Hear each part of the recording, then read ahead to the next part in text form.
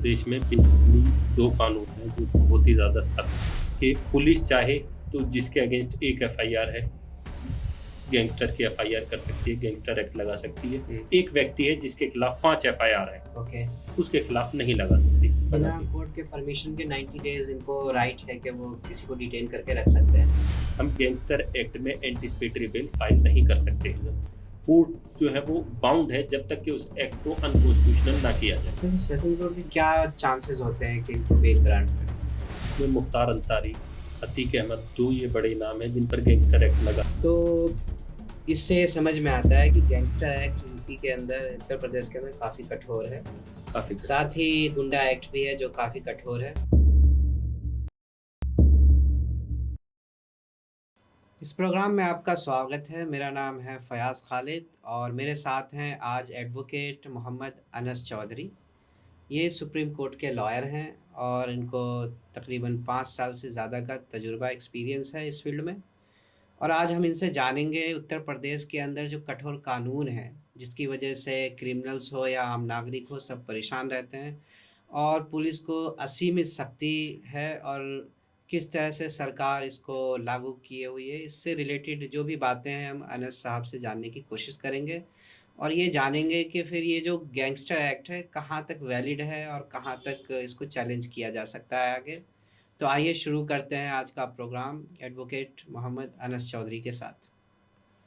तो अनस जी, मुझे आप ये बताइए, उत्तर प्रदेश के अंदर कौन-कौन से कठोर कानून हैं?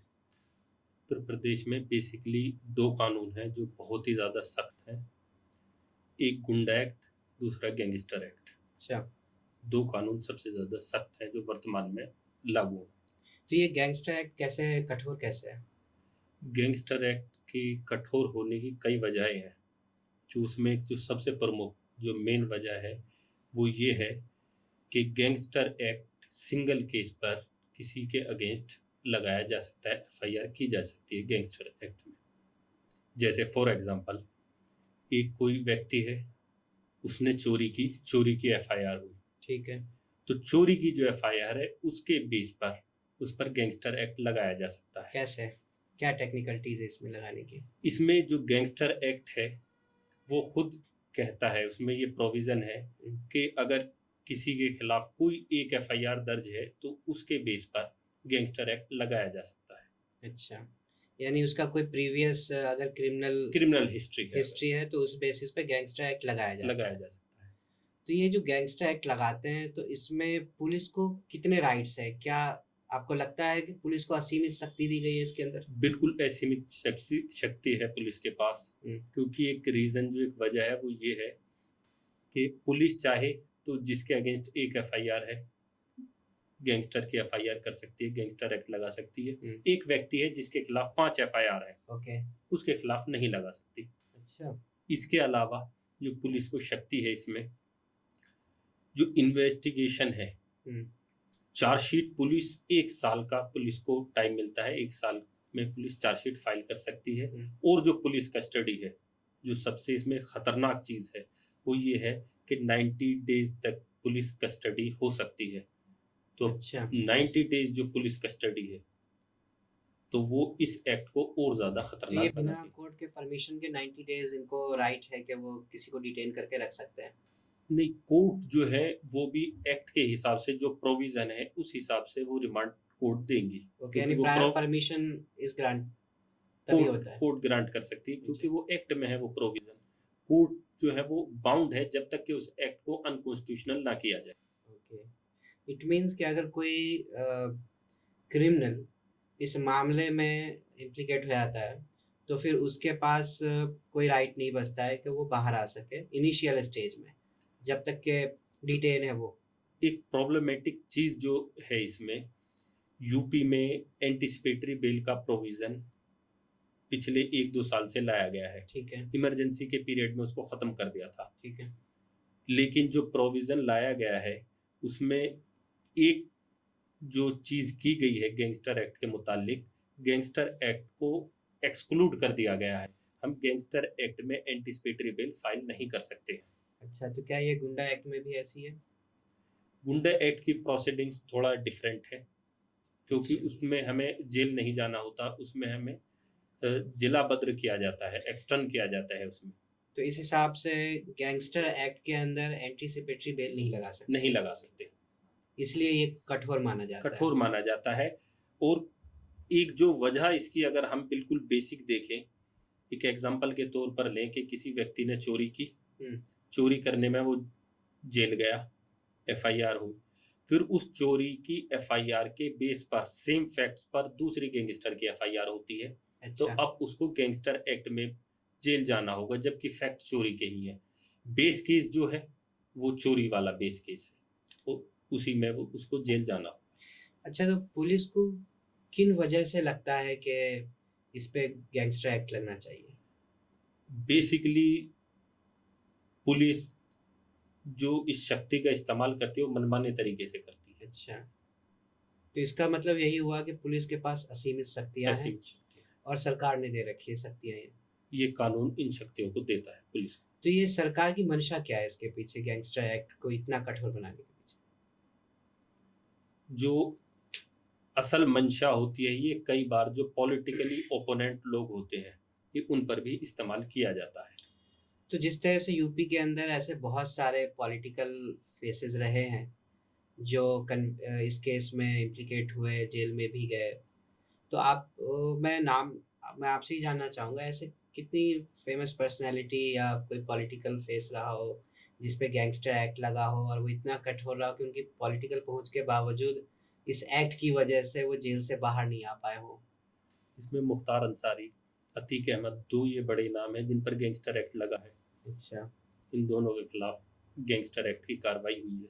और इन्हीं वजह से ना तो वो कभी एंटीसिपेटरी बेल ले पाए और बाकी इसमें क्या रेगुलर बेल तो ले सकते हैं। रेगुलर बेल इसमें फाइल की जा सकती है, लेकिन एंटिसिपेटरी बेल इसमें फाइल नहीं की जा सकती। अच्छा, तो सेशन कोर्ट के क्या चांसेस होते हैं कि इनको बेल ग्रांट कर दें?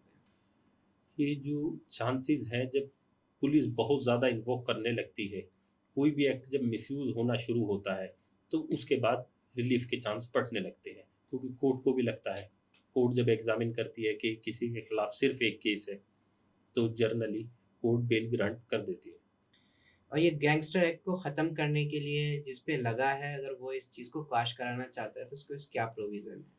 अगर वो एक्ट की वैलिडिटी को चैलेंज करना चाहता है, तो वो हाई कोर्ट में जाकर के चैलेंज कर सकता है, सुप्रीम कोर्ट में कॉन्स्टिट्यूशनल वैलिडिटी चैलेंज कर सकता है। अच्छा। दूसरा, अगर वो सिर्फ अपने ऊपर हुई एफआईआर को क्वेश कराना चाहता है, तो वो हाई कोर्ट जाकर के एफआईआर क्वेश करा सकता है। तो जैसा आपने बताया कि पुलिस के पास असीमित शक्तियाँ हैं, तो ये रिमांड में कैसे होता है? मतलब रिमांड के टाइम पे पुलिस के पास क्या-क्या राइट्स होते हैं इसमें और किस तरह से वो रिमांड पे ट्रीट करते हैं गैंगस्टर एक्ट में? गैंगस्टर एक्ट में जो ये रिमांड का जो पीरियड है, जी, ये जनरली बहुत ज़्यादा 60 से 90 दिन तक का किया जी। हुआ है।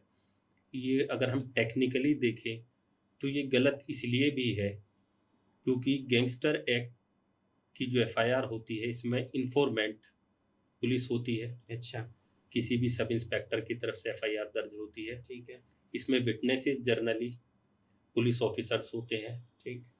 और जो इन्वेस्टिगेशन का पर्पस होता है, इन्वेस्टिगेशन का पर्पस होता है कि हमको कोई डॉक्यूमेंट जो है वो लेना है, किसी चीज़ के बारे में हमें पूछना है एक्यूज से। लेकिन जब यहाँ इन्फॉर्मेंट जो है वो सब इंस्पेक्टर है, पुलिस है, विटनेसेस पुलिस है, तो उसमें अच्छा, हमें कस्टडी का क्या करना है, उससे मालूम क्या करना है उससे। तो सरकार के ही आदमी इसमें विटनेस भी होंगे, विटनेस, कंप्लेनेंट भी होंगे। कंप्लेनेंट भी होंगे। अच्छा, इसमें यानी अगर सरकार चाहे इम्प्लीकेट करना किसी को फ़ॉल्स केस में, तो वो कर सकती है बहुत ईज़िली। इजीली कर सकती है। ओके। तो इस बेसिस पे जो मुझे समझ में आया है कि सरकार ऐसे असीमित शक्ति जिसके हाथ में होगी और सरकार जिसको चाहे दबाना, वो इसका यूज़ कर सकती है।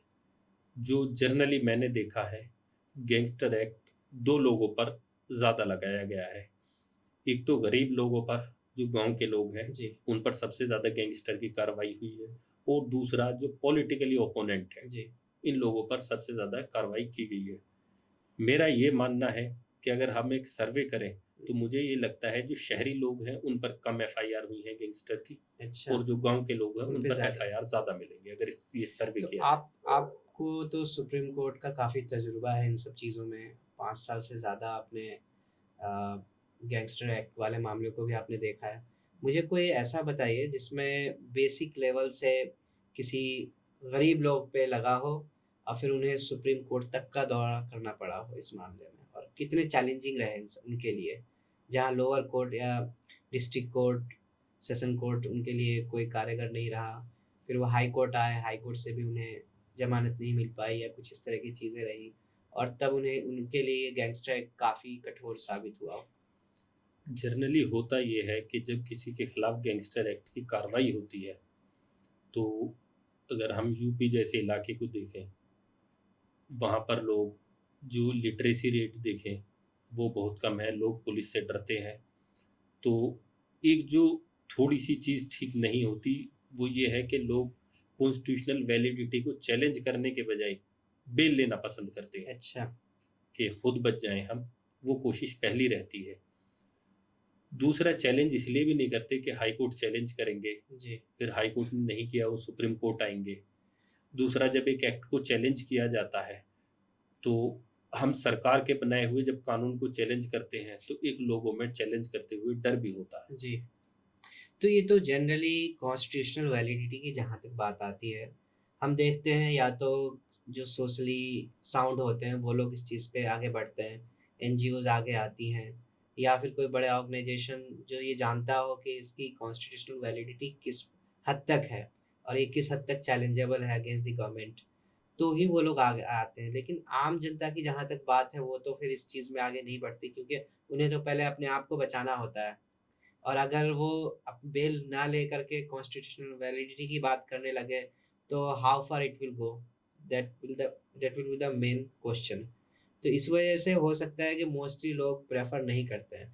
आपका क्या कहना है इस बारे में कि किन लोगों को इसमें आगे आना चाहिए और चैलेंज करना चाहिए ऐसे सभी एक्ट्स के अगेंस्ट जो आम जनता को परेशान करती हो, जो अगर, चूंकि इंडिया के अंदर रिफॉर्मेटिव जुडिशियल सिस्टम है जिसमें अगर किसी को सज़ा होती है तो वो इस वजह से होती है ताकि वो सुधर जाए, रिफॉर्मेशन आ जाए, ना कि वो उसको ख़त्म कर दिया जाए। तो अब आप गैंगस्टर एक्ट की जहाँ तक बात करते हैं, अब उसमें जो फँस गया उनके पास सुधरने का मौका नहीं होता है।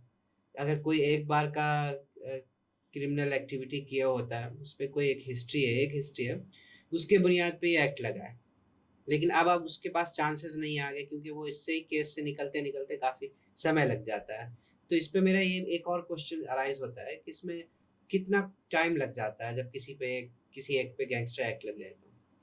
पहले तो एक चीज़ हम ये देखते हैं कि गैंगस्टर एक्ट जो जैसे मैंने बताया कि गरीब लोगों पर ज़्यादा लगता है, जी, और हम इस चीज़ को इस चीज़ से भी देख सकते हैं कि prevention of money laundering act जी, सुप्रीम कोर्ट में चैलेंज हुआ, जी। काफ़ी लोगों ने चैलेंज किया।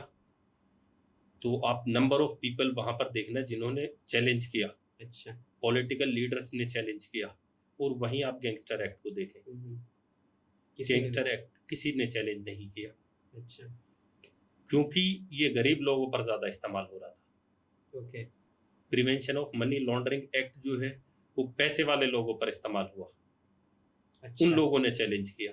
तो गरीब लोग बेल कराएंगे, जी, वो एक्ट को जी। चैलेंज नहीं करते। ये मेजर डिफरेंस है। ये मेजर डिफरेंस है। इस तरह के जो एक्ट हैं, मेरा ये मानना है जो बार एसोसिएशन है, जो लॉयर्स की ऑर्गेनाइजेशन है, उनको सामने आना चाहिए, उनको चैलेंज करना चाहिए इस एक्ट को, क्योंकि वो बेहतर जानते हैं जी। कि किस कानून का कितना गलत इस्तेमाल होगा।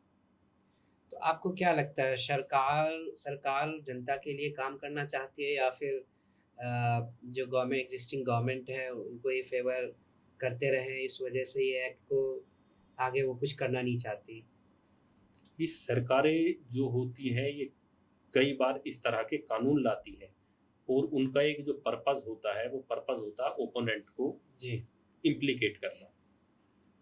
इस ये एक्ट 86 में आया, लेकिन अब प्रॉब्लम ये आई है फ्रीक्वेंटली आम लोगों पर, गरीब लोगों पर इसका इस्तेमाल होने लगा।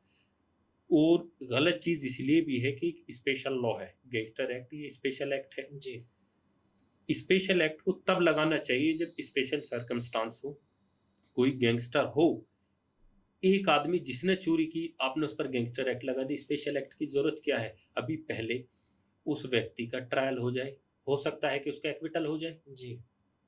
आपने गैंगस्टर एक्ट लगाया थेफ्ट के केस के बेस पर, उसमें एक्विटल हो गया, गैंगस्टर में उसको सेंटेंस हो गया, तो अब उसको बिना ऑफेंस के 10 साल तक की गैंगस्टर एक्ट में सजा है, उसे 10 साल जेल में रहना होगा, जी। बिना कोई ऑफेंस किए। आर्टिकल 21 वायलेशन हो गया। हुँ, हुँ। ठीक है, तो इससे समझ में आता है कि गैंगस्टर एक्ट यूपी के अंदर, उत्तर प्रदेश के अंदर काफ़ी कठोर है। काफ़ी साथ कठोर है। ही गुंडा एक्ट भी है जो काफ़ी कठोर है और ये सब स्पेशल एक्ट्स हैं। क्या दूसरे स्टेट्स में भी गैंगस्टर एक्ट प्रिवेल है? काफ़ी स्टेट में अलग-अलग नाम से अपने एक्ट हैं। जी। यूपी में गैंगस्टर एक्ट और गुंडा एक्ट, जो मिसयूज़ जिनका पिछले कुछ टाइम में काफ़ी बढ़ा है। इसकी स्टैटिस्टिक्स क्या है? कितने ऐसे लोग हैं जो मेजॉरिटी में हैं या माइनॉरिटी में जिन पे गैंगस्टर एक्ट्स लगे हों? जैसा कि मैंने पहले बताया कि जो मुझे ये सबसे गलत लगता है, ये गलत इसलिए लगता है कि एक तो गरीब लोगों पर, जी, गाँव के लोगों पर, उन लोगों पर ये सबसे ज़्यादा लगाया जाता है। और जो इस एक्ट में जो ये गलत चीज़ है, इसमें ये है, एक एग्ज़ाम्पल के थ्रू हम इसको समझते जी हैं। बताइए। किसी पर, जैसे मैंने पहले बताया कि एक चोरी की एफआईआर हुई, हुँ, चोरी की एफआईआर में 3 साल की सज़ा है, जी, जो आईपीसी है उसमें 3 साल की सज़ा है चोरी जी, में। उस एफआईआर के बेस पर गैंगस्टर की एफआईआर होती है, जी। गैंगस्टर में 10 साल तक की सज़ा है। गैंगस्टर एक्ट में एक प्रोविज़न ये है कि जब गैंगस्टर एक्ट किसी पर लगेगा, एफआईआर होगी गैंगस्टर एक्ट के अंडर, तो जो बेस केस है, तो बेस केस कहा जाता है जी, गैंगस्टर एक्ट में, जो बेस केस है वो कैप्टन एपियंस रहेगा, उसका ट्रायल रुक जाएगा और अच्छा, गैंगस्टर एक्ट का ट्रायल चलेगा। अच्छा, गैंगस्टर एक्ट का जब ट्रायल चलेगा, गैंगस्टर एक्ट में जो विटनेसेस हैं वो सब पुलिस वाले हैं, जी, डिपोजिशन उनकी होगी, उनकी जी, गवाहियों पर सजा हो गई। जी, सजा होने के बाद जब उसमें सजा होगी, वो इफेक्ट आएगा किस पर? जो थेफ्ट का केस है, जो चोरी का है, जो बेस केस एग्ज़ैक्टली। है, उस पर इफेक्ट आएगा, तो अच्छा, चांसेस उसमें भी बढ़ जाएंगे। तो गैंगस्टर एक्ट में कन्विक्शन के बाद फिर उनका प्रीवियस ट्रायल शुरू होता है। प्रीवियस ट्रायल शुरू होगा, जो बेस केस में एफआईआर है उसमें ट्रायल स्टार्ट होगा। इससे उनका जो प्रीवियस केस अगर कमज़ोर भी होगा तो वो मज़बूत हो जाएगा इसके रेफ़रेंस से। हाँ, कन्विक्शन के चांसेस बढ़ सकते हैं उसमें, जी, जो मुझे लगता है कि शायद कन्विक्शन के चांस जो है वो बढ़ जाए। तो ये कन्विक्शन रेट क्या है इसमें? मोस्टली कन्विक्ट हो जाते हैं लोग जो जिनके ट्रायल चले गैंगस्टर एक्ट में? मैंने जहाँ तक न्यूज़ रिपोर्ट मैंने देखी है, तो इसमें पेंडेंसी बहुत है। पेंडेंसी बहुत सिर्फ़ है, एक पर्पज़ जो है, वो पर्पज़ ये है कि इनिशियल स्टेज पर जेल में रखा जाएगा। रखा जाए। ओके। कन्विक्ट करने के लिए, जेल में रखने के लिए, चाहे जो हो इस एक्ट के थ्रू किया इस जा एक्ट के सकता है। थ्रू किया जाता है। तो कुछ तो ऐसे भी होंगे जो हाई कोर्ट गए होंगे, सुप्रीम कोर्ट भी गए होंगे, अपने कन्विक्शन के अगेंस्ट या फिर अपने बेल के अगेंस्ट। तो उन सब का क्या एक्सपीरियंस रहा गैंगस्टर एक्ट को लेकर के? आपको कुछ इसमें जानकारी हो तो ज़रूर बताइए। हाँ, जैसा कि मैंने बताया कि लोग बेल कराना वो पसंद करते हैं अगर जी, एफआईआर होती है। एक तो कॉन्स्टिट्यूशनल वैलिडिटी चैलेंज करना शायद पसंद नहीं करते और चाहते भी नहीं है। दूसरा, इसमें रेट एग्जैक्ट मैं आपको बता नहीं सकता, लेकिन काफ़ी कम है कन्विक्शन रेट, अच्छा। क्योंकि इसमें सिर्फ एक पर्पज़ यही है कि इनिशियल स्टेज पर जेल भेजा जाए। कन्विक्शन का टाइम आते-आते तक तो या तो विक्टिम फिनिश हो जाता है या फिर उनको अपॉर्च्युनिटी नहीं एक मिल एक पाती एक है। इशू ये आता है, जैसे मैंने बताया कि इसमें जो विटनेसेस होते हैं वो सब जो पुलिस में हैं, वो सभी होते हैं, जी, तो उनका ट्रांसफ़र हो गया, हाँ। डिपोज़िशन के लिए आना। फॉर एग्ज़ाम्पल आज कोई गाज़ियाबाद में है, कल उसका सीतापुर ट्रांसफ़र हो जाता है, जी, जी, जी। तो वो कैसे आ पाएगा? ये तो फिर जनरल ट्रायल से भी ज़्यादा डिले होता होगा डिले इसमें। होता है इसमें। एक्यूज़्ड के साथ प्रॉब्लम ये है कि उसको ट्रायल पर जाना होगा, जो डेट फिक्स है उसको जाना होगा वहाँ। ठीक है, तो मुझे जहाँ तक समझ में आया है कि ओवरऑल गैंगस्टर एक्ट यूपी के अंदर, उत्तर प्रदेश के अंदर काफ़ी कठोर है। तो आप जो आम नागरिक है, उनको क्या बताना चाहेंगे इस गैंगस्टर एक्ट के हवाले से? इसमें मैं तो एक जो चीज़ कहना चाहूँगा वो ये है कि वो सभी लोग जिन पर एक एफआईआर के बेस पर जी। गैंगस्टर एक्ट की कार्रवाई हुई है, एफआईआर दर्ज हुई है, उनको कॉन्स्टिट्यूशनल वैलिडिटी चैलेंज करनी चाहिए एफआईआर क्वैश कराने की प्रेयर के साथ-साथ। अच्छा। उनको कॉन्स्टिट्यूशनल वैलिडिटी को भी चैलेंज करना चाहिए। दूसरी चीज़ ये है कि इस एक्ट की ज़रूरत क्या है? जी। करना ये चाहिए सरकार को, कोर्ट जो है वो स्पीडी ट्रायल हो, जो हुँ, बेस केस है, जो बेस एफआईआर है उसमें कन्विक्शन हो। हुँ, इस एक्ट की ज़रूरत ही क्या है? ठीक है। ये एक तरह से असीमित शक्ति है सरकार के पास, सरकार इसका के जब पास चाहे मनमाना इस्तेमाल कर कर सकती सकती है। है। और आम नागरिक को चाहिए कि इसकी कॉन्स्टिट्यूशनल वैलिडिटी के लिए चैलेंज करे और कोर्ट को ये मौका दे कि वो इसमें इंस्पेक्ट करे कि हाउ फार इसका मिसयूज़ हो रहा है, हाउ फार असीमित शक्ति है गवर्नमेंट के पास, पुलिस के पास और किस तरह से आम नागरिक या यूँ कह लो अंडर ट्रायल लोग किस तरह से परेशान हैं इसमें। इस एक्ट में जो खतरनाक चीज़ है, जो प्रोविज़न है वो अटैचमेंट ऑफ प्रॉपर्टी को लेकर के भी है। जिस पे गैंगस्टर एक्ट लगता है वो उसके प्रॉपर्टी भी अटैच हो प्रॉपर्टी जाती है, अटैच की जा सकती है, सारी प्रॉपर्टी। सारी प्रॉपर्टी, और उसके लिए जो एक रीज़निंग दी जाती है, वो रीज़निंग ये दी जाती है कि इसने अपराध करने के बाद ये पैसा कमाया है वो और उस पैसे से इसने ये प्रॉपर्टी खरीदी है, जी, इसलिए ये प्रॉपर्टी अटैच की जानी चाहिए। और उसमें बड़ी अजीब चीज़ जो है, जी, वो ये है कि अटैचमेंट की प्रोसीडिंग जो स्टार्ट होती है, जी, तो उसमें जो सुप्रीम अथॉरिटी है, जी, वो डिस्ट्रिक्ट मजिस्ट्रेट होता है, अच्छा, या कमिश्नरेट सिस्टम है तो कमिश्नर होता है, जी, और जो एग्रीव्ड पर्सन है, जी, वो रिप्रेजेंटेशन जो फाइल करेगा, वो डिस्ट्रिक्ट मजिस्ट्रेट के यहाँ पर अच्छा, फाइल करेगा। अच्छा, प्रोसिक्यूशन एडजुडिकेटर डीएम।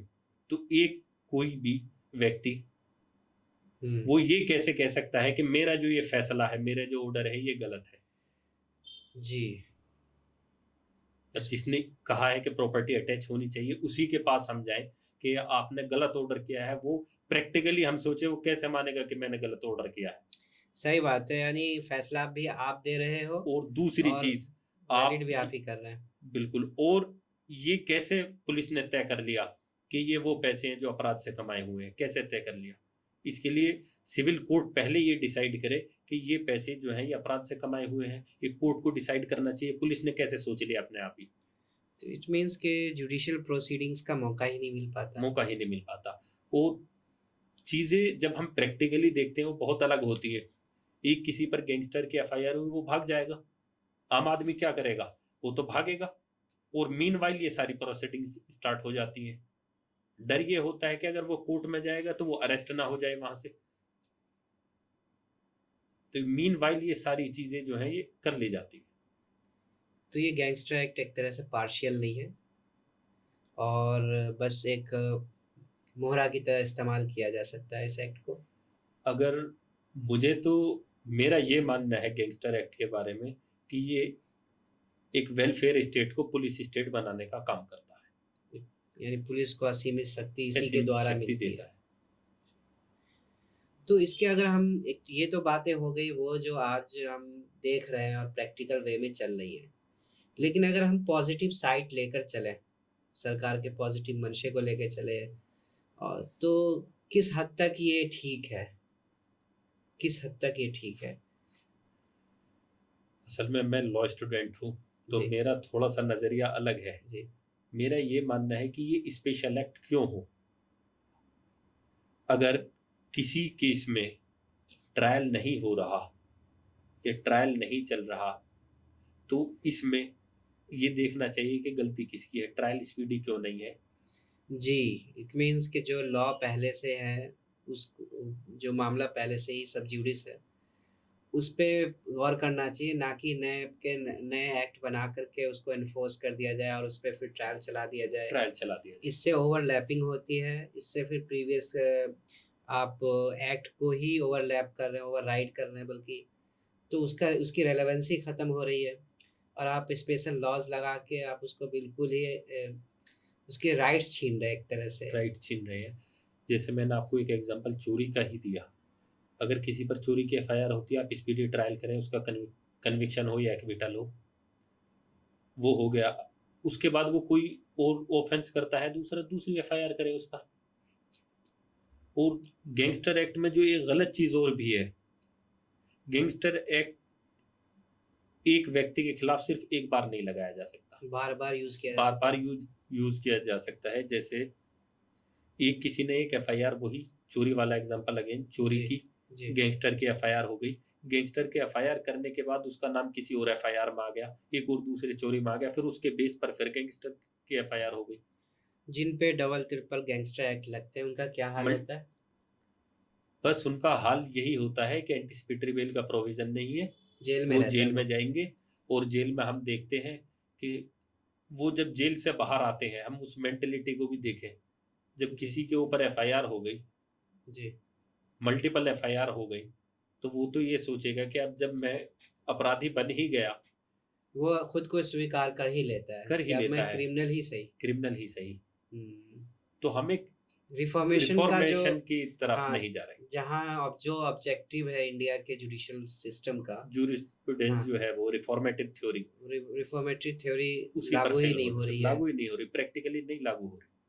इसलिए आपका ये कहना है कि इसके लिए कॉन्स्टिट्यूशनल वैलिडिटी को चैलेंज किया जाना चाहिए और जो आगे आ सके उसको इसमें आगे आना सिविल चाहिए। सोसाइटी के लोग होने चाहिए जी। जो आगे आए। इसमें लॉयर्स को आगे आना चाहिए, जो एनजीओज हैं इसमें उनको आगे आना चाहिए। और कोशिश ये होनी चाहिए कि कभी भी इस तरह का कानून बने तो उसे चैलेंज किया जाना चाहिए। चलिए, तो इसी मैसेज के साथ मैं आज का प्रोग्राम यहीं एंड करता हूँ। आपके एक्सपीरियंस, आपके तजुर्बे और गैंगस्टर एक्ट से रिलेटेड जो बातें हुई, वो होपफुली आवाम को जानकर, समझकर और आगे किस तरह से उन्हें क्या करना है, इस मैसेज के थ्रू मैं इस प्रोग्राम को एंड करता हूँ। थैंक यू अनस बहुत जी। बहुत शुक्रिया।